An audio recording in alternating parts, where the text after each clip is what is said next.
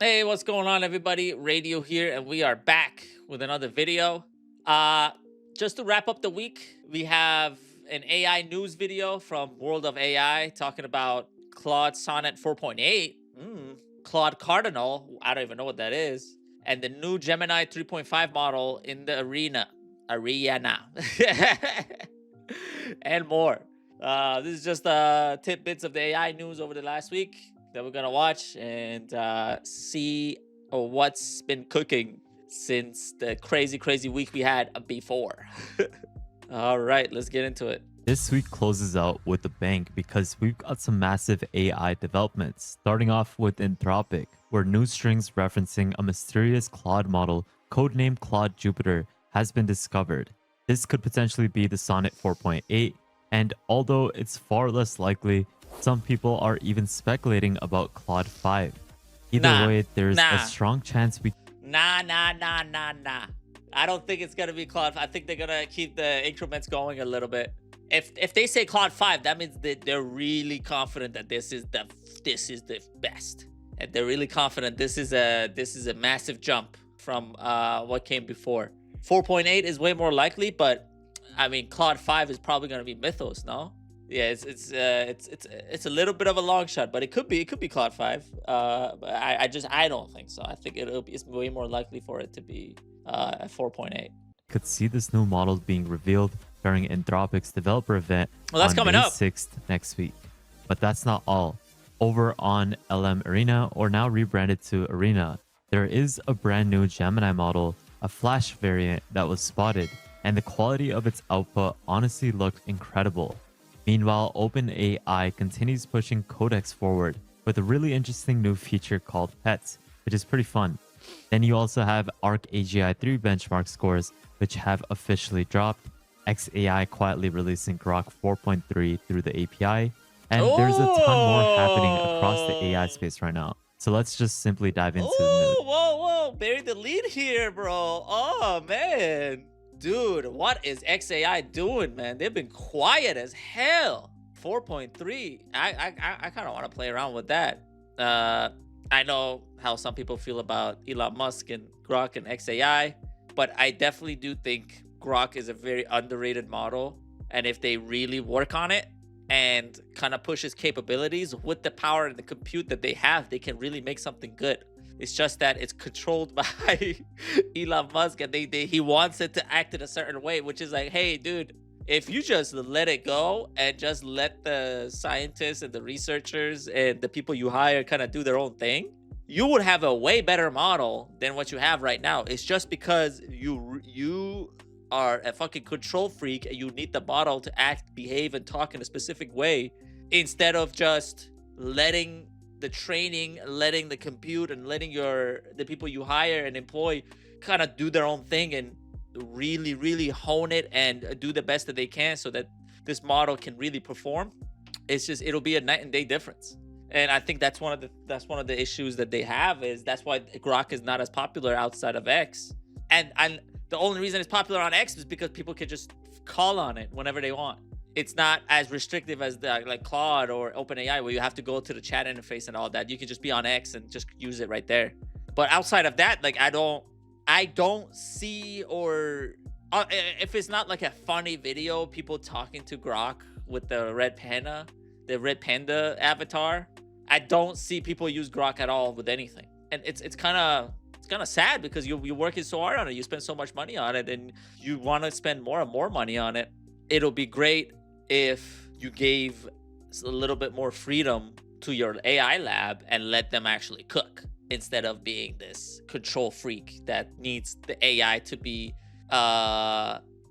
politically incorrect and say and give answers in a very specific certain way, which isn't that in and of itself censorship? You're against censorship, but you're censoring your model from being free and just doing whatever the training needs it to do. So yeah, that's kind of how I feel. Starting things off with Anthropic, which may be preparing for another major model release ahead of its upcoming Code with Claude developer conference on May 6th. Reports are surfacing that Anthropic has begun internally red teaming a new model codenamed Claude Jupiter version 1. Now, it's important to note that Jupiter is most likely an internal codename and obviously won't be a public facing name for the model. But what makes this really interesting is its timing. Last year, Anthropic reportedly used another planetary codename, Neptune, shortly before unveiling the Claude 4 family. So seeing Jupiter appear right before this year's developer event has many people speculating that a new launch could be imminent. Some believe that this could simply be Sonnet 4.8 or Haiku 4.7 finally arriving, while others are wondering if it could potentially be something bigger tied to the rumored Mythos architecture or even early foundation of Claude 5. Personally, I think Claude 5 is still unlikely right now, but a meaningful Sonnet upgrade feels very realistic. Now, even on Polymarket, you have a lot of people voting against a release of Claude 5 before May 31st. Bro, why do we even give a fuck? I understand Polymarket is supposed to be the voice of the people, but why do we even give a fuck? It's just so stupid. It's just so stupid to me. I don't know, man. Who cares if they think it's gonna be released by this and that? Like, get the fuck out of here. What's also notable is that Anthropic's current lineup still only prominently features Opus 4.7, while updated Sonnet and Haiku variants remain missing. This leaves a pretty obvious gap in their ecosystem, especially considering how important Sonnet models have become for coding workflows and AI agents inside Claude Code. According to the report, that testing And I wish I really would want to find a video kind of expanding on that, where if Opus is the heavy cannon and the sniper rifle that is the one shot kill type of model, like Sonnet is the workhorse. And a lot of times you can rely on Sonnet to do a lot of things that you wouldn't need to use Opus for, and you would save on compute, you would save on usage, you would save on API calls and all that. So I think that's one of the main this is what Anthropic got going for them. They have two models that are so incredibly good and they work off of each other so well. You build your base with Opus, and then you have Opus kind of work with Sonnet, and you use the foundation that Opus built to direct Sonnet to be able to do what you needed to do, and it just ends up being cheaper because Sonnet doesn't need to think that much because you already did all the thinking and build all the foundation with Opus. So it's maybe this is a maybe OpenAI can have something going like this with ChatGPT 5.5 and 5.4 because 5.4 is that good, and 5.4 has been kind of holding it down for a minute and been a quality model. But now that they got 5.5 out, if the usage and the costs are that high, maybe they can lean some people towards, hey, build with 5.5, but do all your agentic work and do all your day-to-day stuff and do all your low-cost generations with 5.4. And maybe they can do something like that. But one of the things that Anthropic has going for themselves is two separate models getting updated alongside each other. They're getting updated in parallel. OpenAI doesn't have that. OpenAI has one model that just gets upgraded over time, and they let you use the older models. They don't have two separate 5.5s, one good, one bad. Even Gemini has a Flash Pro, has a Flash and a Pro, but OpenAI doesn't have that. They have the thinking and non-thinking, but other than that, you're kind of making it hard for yourself. catalog has written up, which I'll leave in the description below. The new Jupiter build is currently undergoing safety evaluations, jailbreak testing, and constitutional classifier stress tests as part of Anthropic's responsible scaling policies before deployment. If everything stays on schedule, whatever this model ends up being would likely roll out across Anthropic's platform, Claude Code, and all the other Claude consumer applications shortly after announcement. So overall, this definitely feels like one of the biggest and strongest hints yet that Anthropic is about to reveal something important next week. And I am truly excited to see what ends up releasing with this new drop. If you want the best AI tools, workflows, and drops before everyone else, join my free newsletter with the link in the description below, which is completely free. We might On the check it out. topic of Anthropic, I'm not Claude gonna may lie. I soon like get a new signing up for that feature stuff. internally codenamed Cardinal, where users would reportedly be able to select a month and see a visual breakdown of their activity, including conversation clusters, working styles, and areas they focus on the most. So instead of memory just Wow. existing silently within the background, you can see your memory in a way, where Anthropic seems to be turning it into a specialized AI analytics dashboard. That's actually very useful, especially if you have a workspace with multiple users and you're able to see, okay, what have we been working on last month? Where have we gone wrong? Where have we gone right? Instead of going through each conversation one by one, you kind of see the clusters and kind of dig into it like that. Wow, that's actually pretty interesting. But for your memory. Now, this feature is expected to appear inside settings alongside a redesigned settings layout for both mobile and web, as well as desktop apps. With the Google I/O now less than 3 weeks away, Google seems to be rapidly testing new Gemini models behind the scenes because today, the Gemini 3 Flash model inside LM Arena has quietly updated. Interestingly, it keeps the exact same Gemini 3 Flash slug, but the output quality reportedly feels dramatically better. And I have personally tested it out, and it is pretty great in my opinion. People testing it right now, like Can, are saying that the performance jump feels about 2 tiers above the current version, with reasoning and response quality appearing much closer to the current Gemini 3.1 Pro rather than the standard Gemini 3 Flash. Right now, it's And unclear whether faster and this is an cheaper. early Gemini 3.1 Flash, 3.2 Flash, or even 3.5 Flash build. But regardless, this looks like a massive upgrade ahead for Google. Besides that, Google also sent out emails to Vertex AI customers still using the Gemini Flash 2, revealing that Gemini 3.1 Flashlight will soon become generally available. So not only does Google appear to be testing upgraded Gemini Flash models inside the arena, but they're also preparing to a broader production rollout across Vertex AI as well.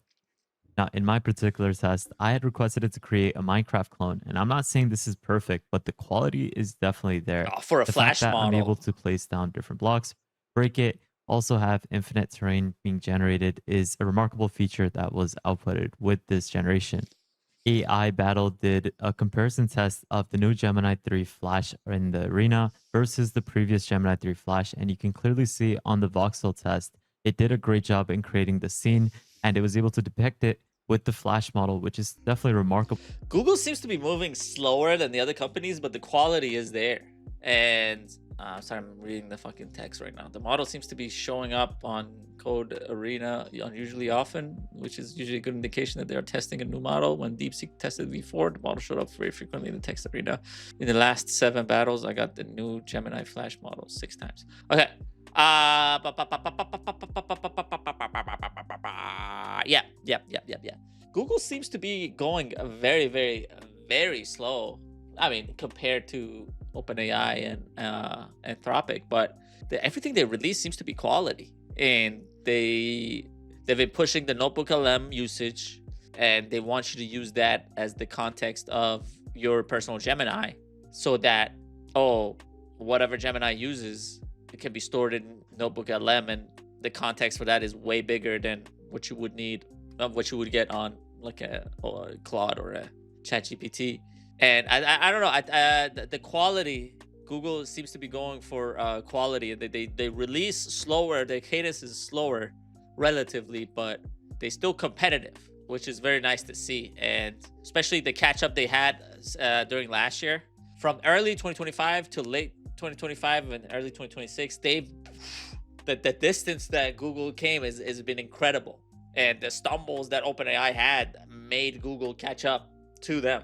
And then OpenAI obviously is ahead right now, ahead of Google. But I mean, all it takes is one bad update from OpenAI and one good update from Google, just so they can be neck and neck again. To see, because a Flash model shouldn't be able to output this sort of quality. And he also said that if you are to go over to the battle, out of the last 7 battles he had, or the last 7 tests within the arena, he got the Gemini 3 Flash, the new one, 6 times out of 7. Now, to access this new Flash variant, what you got to do is head over to Arena. You can simply click on Battle Mode, and then whenever you send in a prompt, you have a slight chance to get the Gemini 3 Flash after you have sent in a prompt and have voted. But after voting, you will be able to see if you have gotten the Flash variant. Moving forward, OpenAI just dropped a surprisingly fun update for Codex called Pets. You can now use /pet to wake your companion and /hatch to customize your Codex pet with different built-in and local designs. The pets act as optional animated companions that float on your screen while Codex works in the background.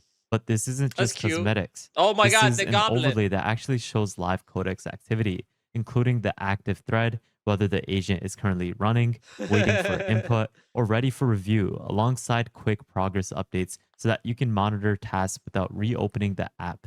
Honestly, it's such a smart way to make long running AI agent workflows feel Oh, more that's so alive cute. and interactive.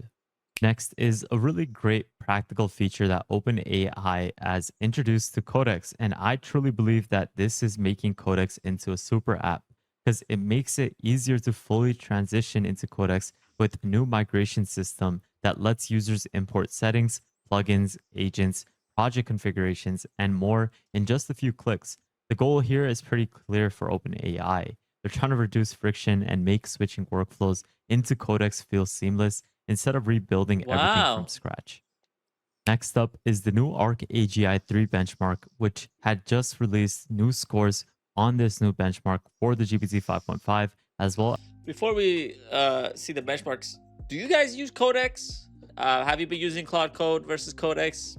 What do you guys think? Because I don't use any of those. I don't use Claude Code or Codex yet. I just don't have a need. I don't want to. I don't have a need. I just do the generations regularly. But I definitely do want to hear from users that actually use them and see the difference and see what do they think of these new models. As the Opus 4.7, and the results are honestly pretty humbling for the entire industry because OpenAI's GPT 5.4 scored a 0.02 percentage in high mode, while the GPT 5.5 slightly improved to a 0.4 percentage. Now, Anthropic's Opus 4.6 Max achieved a 0.5 percentage, while the Opus 4.7 is at a 0.2 percentage. Now, even best performing models are still barely solving these tasks, which is really showing how difficult the ARC AGI 3 benchmark is. Now, Well, that's despite good. all the massive improvements we have seen, That's good because if the models are crushing the benchmarks over a short period of time, you would want more difficult benchmarks that kind of push the limit a little bit, right? Because at some point you would just have models competing for a 99.96, 99.97. You wouldn't want that. You would want a harder benchmark so that you can actually see the jump from a 0.4% to a 10%. That is a bigger jump than what they would get on a benchmark that they already crushing, but just one of them is crushing it a little bit better than the other one. in coding, reasoning, and agentic workflows. Benchmarks like this continue reminding everyone that true generalized intelligence is still very Very hard true. and it should take some more time. And it will probably take a couple more years to fully solve this. GitHub had also made a pretty big change with the brand new Copilot Max plan. When do you guys think we're gonna get AGI? Is AGI coming? If I wanted to hypothesize, I would say best case scenario, the way they're scaling, maybe in 3 to 5 years we might get AGI. But there's also a reality where we never get AGI, and AGI is what they tell us it is. It's never gonna be as good as we want it to be, and the scaling will hit a ceiling at some point. That's also a very big possibility that we're just not thinking about, because so far scaling compute has proven to be the difference maker for these AI frontier labs. But at what point scaling compute is going to stop working, and now they have to go back and figure out how to optimize the models and how to make them work efficiently on the same hardware, and kind of hone it in that direction a little bit. Because and then you would you still have AGI then if the model is just working really well on a smaller level of compute? Would that still be like, if would you be able to get AGI then? Because you wouldn't necessarily scale up your data centers, but you make it so that the model just performs better with less hardware, so that when you give it that extra hardware that you already have, it'll scale up in that direction. I don't know. I'm hopeful 3 to 5 years is we get actual true AGI, but there is also a reality where AGI is just not possible with the current way our hardware fundamentals work, and we need actual quantum computing to happen, and we need actual quantum computers to be just running these crazy models, and then maybe then we get AGI. And this is a subscription tier that is officially in the works as part as a larger revamp of GitHub's AI lineup. Right now, it mostly appears as a placeholder, but it's pretty clear that GitHub is preparing to be launching a much higher end Copilot experience targeted towards power users and advanced AI workflows. This is where it's currently priced at $99 per month. So let's see if this is going to be worthwhile or not. Lastly, XAI has officially launched Grok 4.3 through the API while The also sleeper introducing hit. a pretty wild new creative workflow system called Imagine Agent Mode. And I gotta say, it's pretty impressive because inside Imagine, users can brainstorm ideas, write content, generate, and even edit images, and even turn those creations directly into videos. And I gotta say, Imagine is a pretty great model itself in terms of how it's able to translate different images to videos, all from one continuous workspace without switching tools or tabs. It's basically becoming an infinite AI creative canvas where text, images, and video generation all exist inside the same workflow. And I truly believe that Grok will be making a comeback in the near future. So I'm Uh, definitely excited to see what they end up with. That's what I'm saying. That's exactly what I'm saying. They're a little bit of a black sheep right now, but I'm honestly, I think they're a sleeper hit. They're gonna be pulling forward. They gonna have they have major advantages that they're just not using, and the leadership is just not there. Once the leadership gets to a place where Elon Musk is a little more hands off, and he picks someone that can actually run and manage XAI to success, I think you're gonna see the jumps and they're gonna start hiring better and better, more capable employees. Because I think that's one of the issues they have is everybody wants to work on either OpenAI or Anthropic or Google. Nobody wants to work for XAI. They were bleeding employees at some point. So it's like you need to have a good workforce and good people, capable people that can actually nurture Grok into becoming this powerful model that it can be, because the capabilities are there, the training is there, the compute is there. It's just that because of the leadership, it's missing certain few key things that the other models have, which is I just think it's Grok is just a little bit, it's just off. When you ask it something, it just doesn't really deliver. It's not as precise. The precision is not there with Grok when you need something to be as precise and as detailed as you need it to be. The Claude gets it there. ChatGPT gets it there, and it understands you. But Grok, I feel like it's a lot of times the precision is not there. Now 4.3 is out just now, so we'll see if it's getting more precise.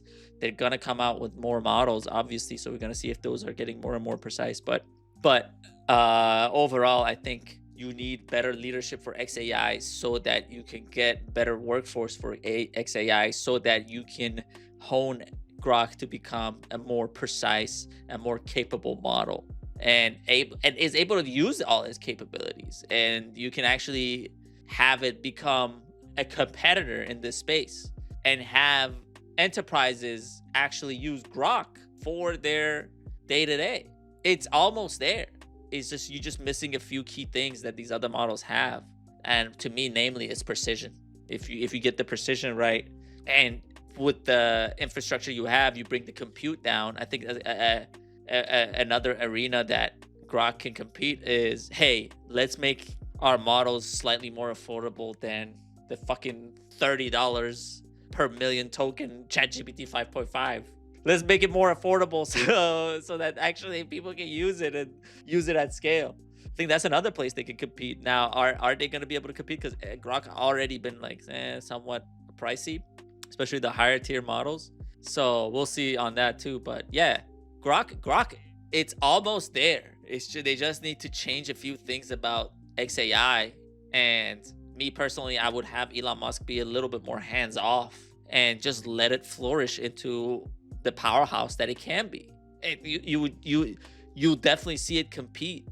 Is it going to be as good as Claude? Is it gonna be as good as ChatGPT 5.5? But is it gonna be as good as Gemini? Maybe. Is it gonna be a competitor in that space so that people can look at it as a viable alternative if they have a mid-sized to a small startup that they would rather use Grok's because it's more affordable. You can the infrastructure is bigger so that they can it doesn't get the pipeline doesn't get clogged like a Claude or an OpenAI where on a high usage day it would just go down, right? There's a lot of avenues that they could use to their advantage. It's just that right now, for one reason or another, they're just lagging behind. And I would definitely want to see XAI jump back in the race, be competitive, and be the number 3, number 2 company, or maybe even number 1. God forbid. God forbid Elon Musk's Nazi AI bot becomes number 1, dog. That would be crazy. Releasing later this year. If you like this video and would love to Is that support the over? channel, you can consider Thank you, our friend. Thank you, our friend at World of AI. I'm definitely signing up for that newsletter. That seemed very interesting. Let me know, guys. Let me know what you think. This is the news of the week, news of the past week. I'm very excited for Grok. I'm very excited for what Claude has been cooking. Want to see the new Gemini model. It's a lot of new stuff coming out next week. As they said, it's the Claude Code Conference. So we'll see what they have to announce. But let me know, leave a comment, tell me what you guys are excited for. Like, subscribe, and until next time, I'll see you guys later. Radio out.